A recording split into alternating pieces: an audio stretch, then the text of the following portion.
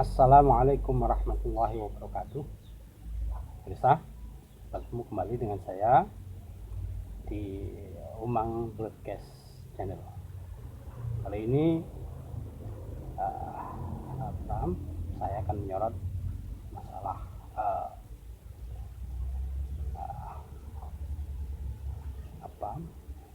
Indonesia oleh Amerika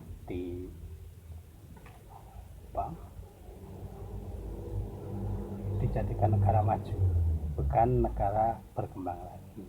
Lalu dampak apa yang akan diterima oleh negara Indonesia ini? Umang Broadcast Channel ini berisikan sorot, opini, dan solusi. Demikian. Jadi tonton terus dan jangan lupa subscribe ya. Pemirsa, memang saya tidak mengedepankan berita yang lebih detail ya. Saya hanya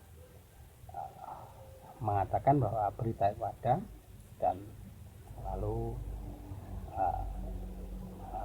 menyoroti, dan di situ akan terjadi opini dan kemudian solusinya bagaimana. Saya rasa kalau sampai selalu mengikuti channel ini mungkin akan mendapatkan referensi untuk solusi ya. Ya, kembali kepada permasalahan Indonesia ya, dijadikan negara maju oleh Amerika. Lalu dampak apa yang diterima oleh negara ini? Ya. Kali ini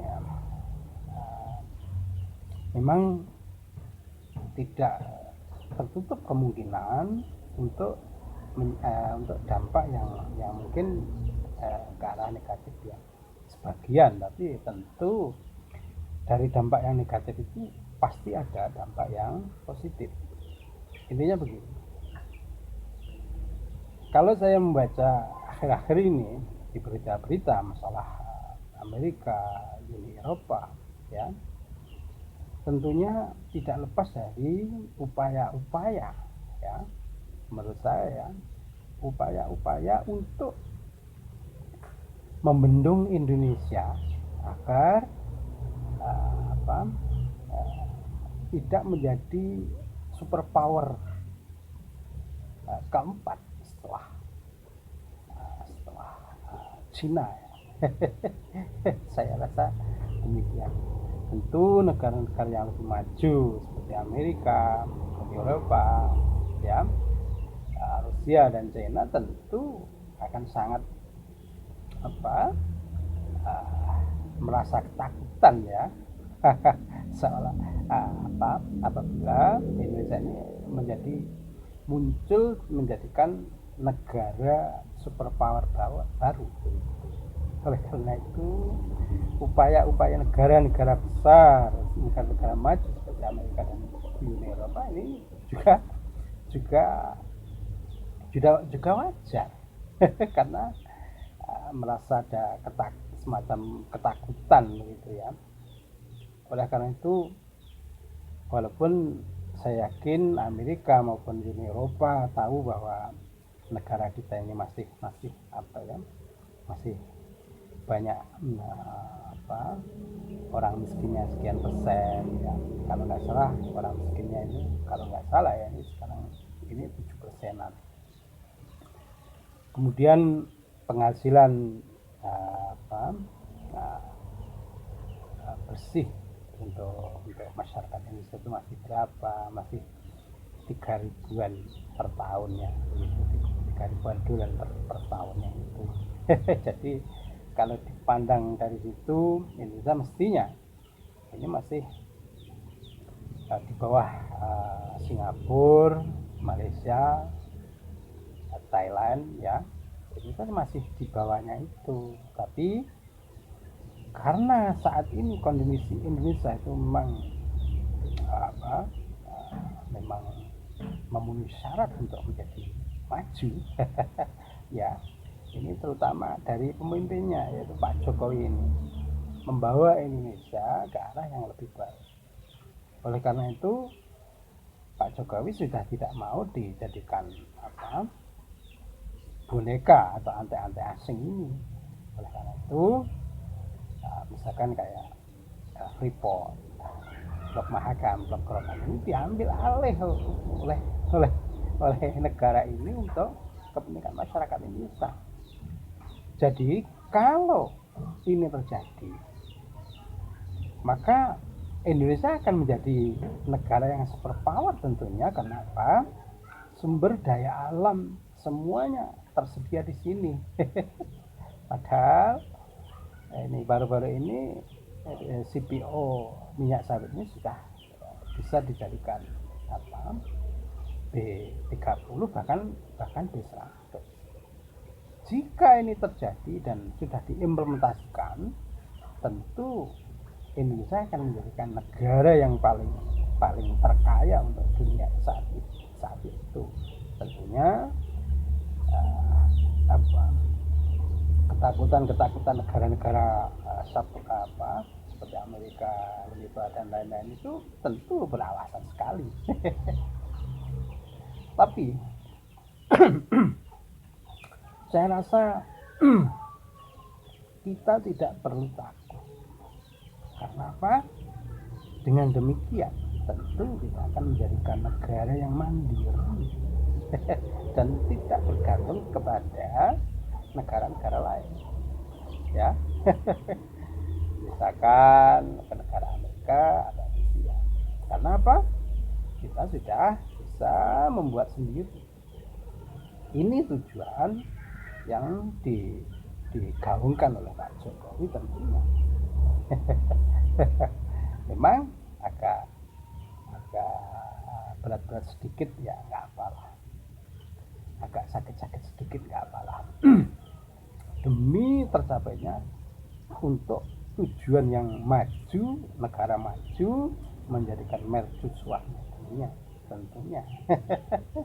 Makanya itu sakit-sakit sedikit lah, tapi yakinlah bahwa tidak lama lagi, mungkin sekitar 4 atau 5 tahun ke depan, saya yakin hasil itu akan tampak. Akhirnya apa? Negara Indonesia menjadi mandiri dan tidak tergantung dengan negara-negara lain. Bahkan negara-negara itu yang butuh dengan kita. Jadi jangan ditakut-takuti ya, maaf untuk pengamat jangan ditakut-takuti. Memangnya kalau Amerika menganggap kita menjadi negara maju itu, kemudian dia masuk, ya dia juga yang lainnya itu akhirnya disamakan dengan negara yang maju, mengapa harus takut? Justru itu semakin, dalam menurut saya ya, semakin mempertegas bahwa seandainya kita punya barang, misalkan diekspor ke Amerika dan di sana tidak bisa bersaing karena kualitas, ya tentunya akan gugur. Oleh karena itu ini akan memacu produk-produk kita agar mencapai standar internasional yang tentunya berkualifikasi yang baik dan bisa bersaing untuk negara-negara maju tersebut. Tentunya demikian. Kenapa? Karena yang tidak mempunyai kualifikasi yang baik tentu akan gugur tentunya. Oleh karena itu ini akan memacu kualitas barang yang dari Indonesia ini. Makanya jangan takut. Harusnya kita dorong, kita support negara ini untuk lebih maju, jangan tergantung dengan negara lain. Jika ini terjadi, minyak CPO kita sudah mengimplementasikan habis 100 ya tentunya kita akan menjadi negara yang mandiri, tentunya demikian, dan itu akan memicu keadilan ke seluruh rakyat Indonesia tentunya. Jangan ditakut-takuti lah, harusnya kita dorong ya, toh ini sebagai pengalaman yang sudah jadi ya. Misalkan saat ini kan kita masih diembargo oleh Amerika, bahkan dari 95 sampai 2005 juga diembargo masalah alutsista, alat pertahanan ini ya. Sekarang karena kita akan membeli pesawat tempur dari Sukhoi, kemudian diembargo pula diembargo ekonominya oleh Amerika. Tentu ini tidak fair. Kalau kita takut selamanya ya akan menjadi negara yang begini, kita tidak akan berkembang, apalagi menjadi negara maju.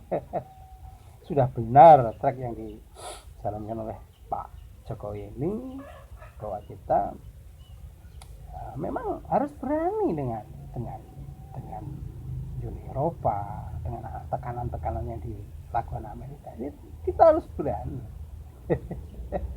Ya anggap saja biasa, toh sumber daya alam kita semua punya,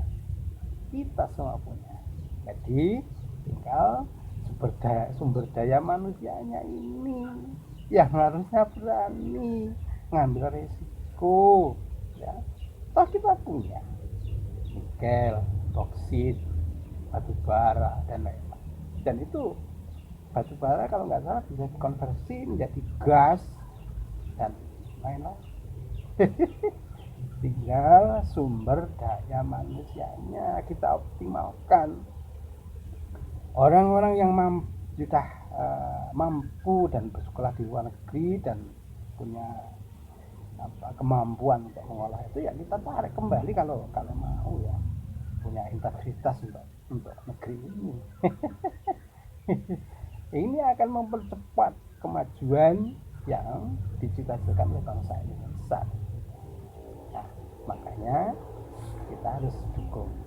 Solusinya ya ini, kita harus mengimport pemerintah untuk menghadapi tekanan yang dilakukan oleh Eropa maupun Amerika. Tentunya kita minimal import dan jangan merecoki. Jangan menakut-nakuti. Toh semua itu tidak bisa diukur hanya dengan kemampuan material saja, karena ada imaterial atau faktor X ini yang juga justru menjadi penentu. Ya, harusnya kita support bahwa tidak semuanya itu masalah.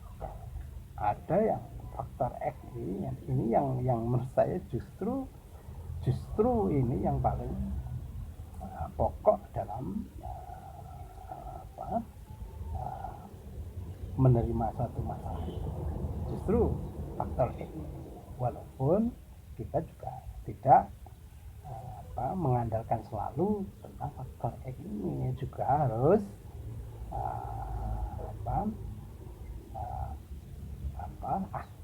akal pikiran ini juga berperan penting dalam menyikapi masalah ini ya.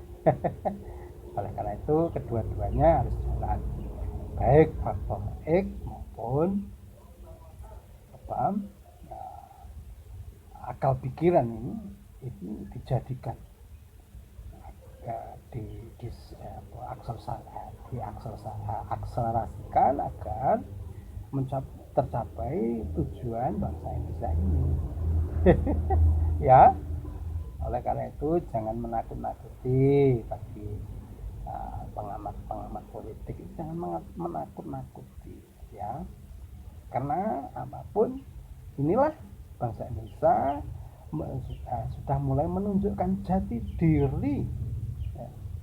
Kita sebenarnya punya segalanya, sumber daya alam itu kita punya semuanya, Oleh karena itu hanya tinggal sumber daya manusianya saja agar dapat mengelola kekayaan alam yang melimpah. Ya toh. Oleh karena itu solusi yang uh, saya tawarkan kan, solusi yang menurut saya ini adalah solusi yang terpenting yang saya tawarkan adalah yaitu pertama jangan merecoki pemerintah saat ini dalam menghadapi isu tekanan ekonomi dari dunia UE maupun Amerika Serikat. Kedua, kita harusnya menyupport kalau tidak mampu memberikan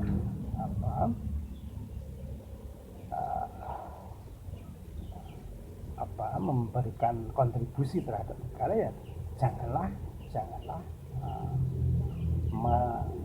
merecoki atau menghalang-halangi tidak, agar negara ini berjalan dengan tanpa halangan.